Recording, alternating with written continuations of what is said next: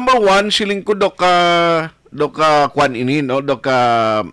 Hindi mayad lang nga sinyales nga pagsulod sa Setyembre, abi ko gani kung tayo yun na ning kalokanta ni Jose Marichan nga makadalas ang kwan bla, sang pag-recover.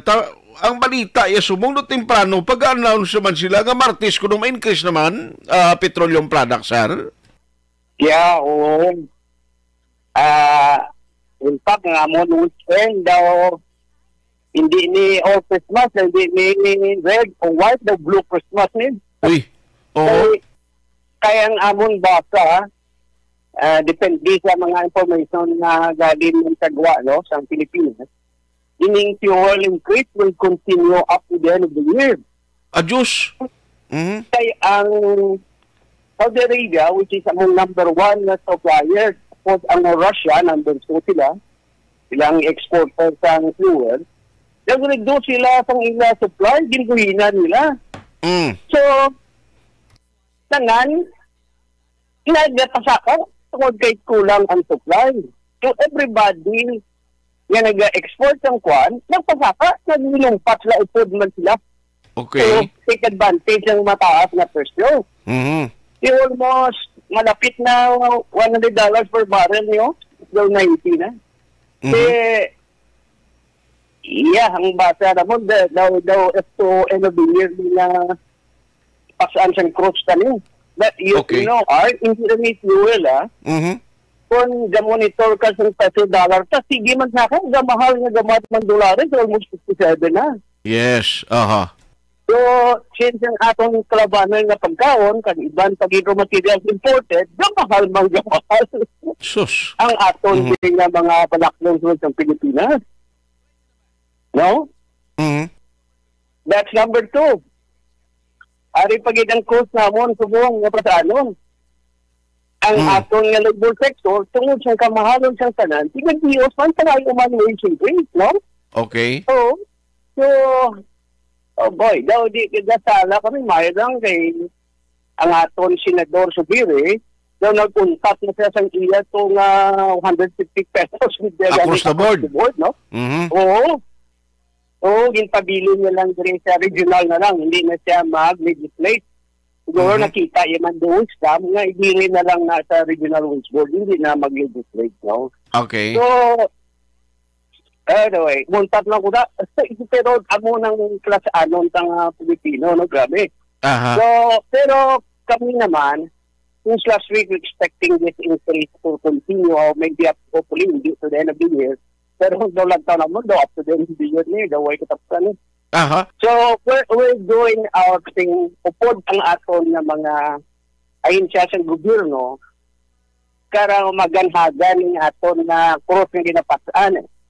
Example, no? So, ito may mo sa fuel eh. Mabakal kagid fuel? Yes, correct. Hindi ka man kayo sa tinuhod na fuel, payo ako kami. Oo, no? Hindi man ito butangan price stock sa gobyerno tapos ang bugas. Ay, so siling namon na instead mag-ibig kita, buhat na lang kita pang aton na masalangan dali sa sulod ng Pilipinas para na maganhagan yung mga cross na binapasaan ta. So kahapon, upod sa aton TESDA regional nga director, si Director Soneco, kadang iya provincial director na si Ninya Dud, nag-meeting kami upod. Okay. Kay i-focus ginaton ang aton nga TESDA nga education sa may pinahanglanon na employment sila tapos ang TESDA. Okay. Oo. Kaya subong ang TESDA na mga graduate, duwa lang, either wise lang obrahan man, o kung may branch na, kabarato ng sweldo. Kasi naton, dako din mabulik ni Nikon. Ma-istorya kita kag mahambal kami. Diri ang inyo education, kaya mo inidi ang may trabaho ng pinanglanon. Kaya kami man ang mabaton. Kaya kami man kami. Amo man ang tagwa sang aton region, diin. Kabalo mo kami sina, no? Like, especially sa Calabarzon, course dito kadamo. Kag tagwa man, of course, sa Pilipinas. Yes, so, okay to klaseng nga, okay pang educating. So, ngalanan taning program ka, educating the Filipino, no? Oo, for job and food security. Aha. Tigaling Which is very good, no? talking so, about prepare natin ang aton mga graduate, okay. TESDA graduates, para nga makakita sila trabaho. Mhm. Oo, Yes. either diri sa aton region or sa Guaman siyang Pilipinas. Aha. So, amoy na. Yes, Ang NGCP man, nag-istorya man kami. Mm. Librang translation, Okay. next month, hopefully, late no October or early November, makadto sila din kag maistorya man ang ilang plano kag program para nga matapos na ning aton transmission lines kay ini siya kadako nga problema Mm. nga permin kita da brownout, kulang kuryente kag kamasang kuryente ang aton transmission line. Yes. So, Aha. oo, kag kung mapabarato taning kuryente ta, while na brownout, makanubo-nubo naman siguro mga presyo no sa pagkaon ta kag damo man investment no. So, Okay. upod na ni ang probinsya si Governor Bong na suglano na kami sinisang powering tawag na mo ni powering Negros no. Aha. Di maupod na di, ari na di maupod siguro sa aton ang more kasi sila na matikover sa NECO sa distribution.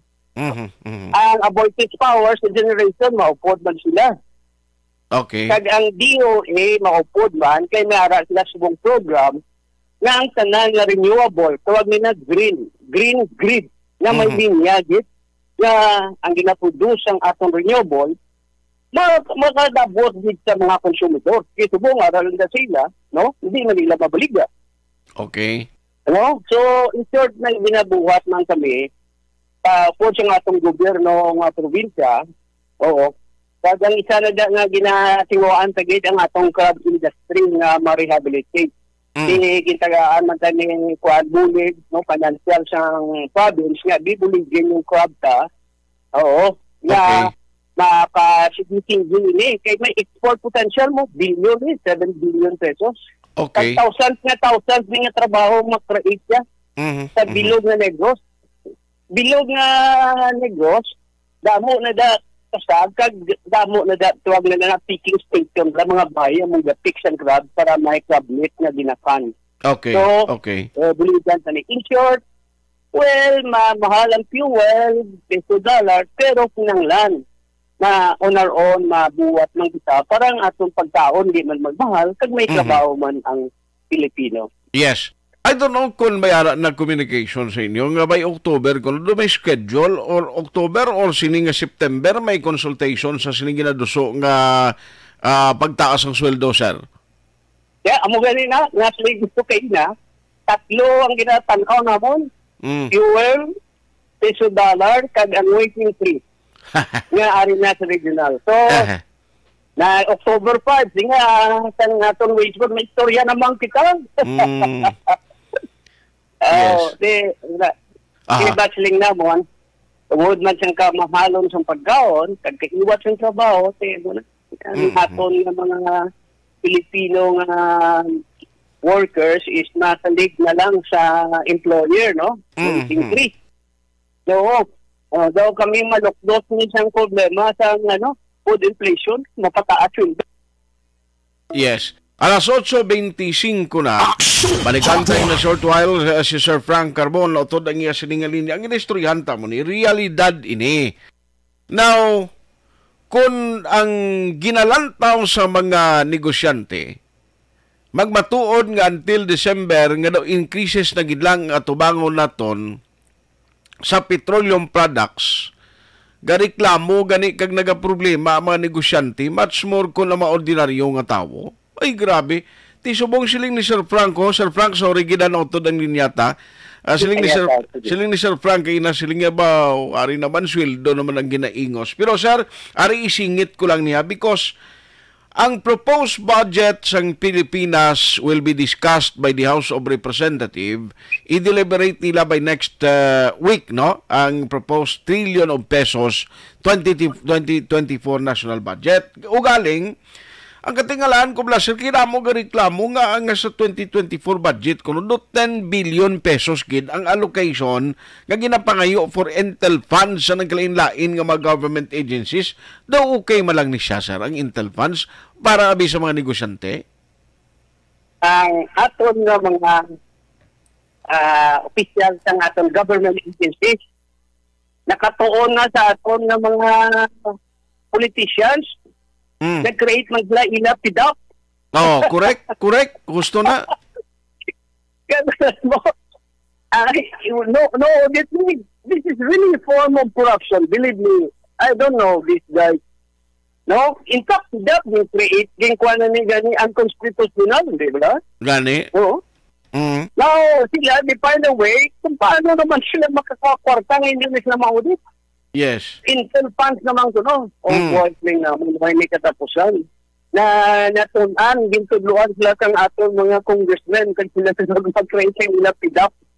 So, dapat, that's why I think I'll be in Manila next week sa Pagigay na board meeting. I think amo ning isang take up na mo na dulaon din Intel funds. This is really a source of corruption, believe me. Yes. Oh. So may ara ka mong initiative from MBCCI up to PCCI nga magpadala communication or maybe open letter sa aton sining nga Congress.